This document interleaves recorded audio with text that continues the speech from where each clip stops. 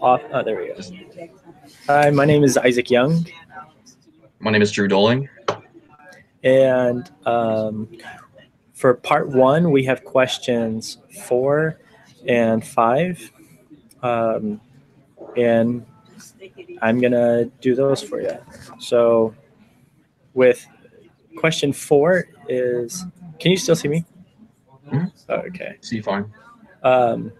Question 4 is, on part 1, explain what transitional forms are. Use an example from the textbook and explain why transitional forms in general are so important to the theory of evolution. So the way I understand it is transitional forms are when something is pretty much in the middle of going from one specific form to another. In the book, it talked about the Pacific leaping blenny.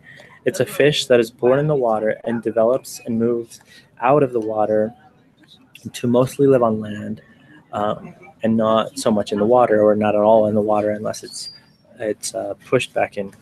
But it kind of goes through that development stage as it gets older and more mature. And I kind of think of that as like a frog, how a frog is first it's a tadpole, and then as it grows, it develops into a frog, which ends up spending a lot of its time outside of the water instead of inside of the water. Question 5 is, define what a homologous trait is and explain how the modern definition can be an example of circular reasoning when used as evidence for evolution. A homologous trait is a trait that can be seen in many different creatures, but is different in use or shape. So, for example, the fin on a whale and the leg of a dog, they're both very similar in shape when you get down to it, but they have different uses. Like a dog uses it to walk on land, whereas a whale uses its fin to glide through the water.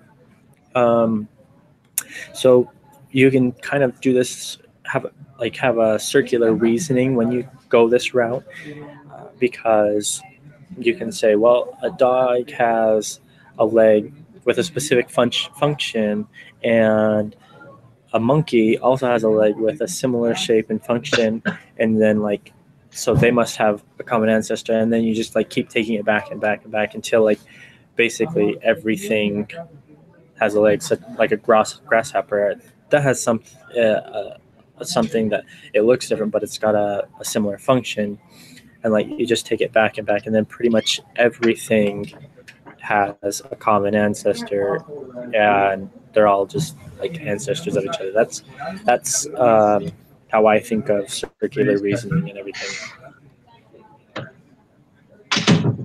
Awesome. All right. All right. I'm going to stop this broadcast.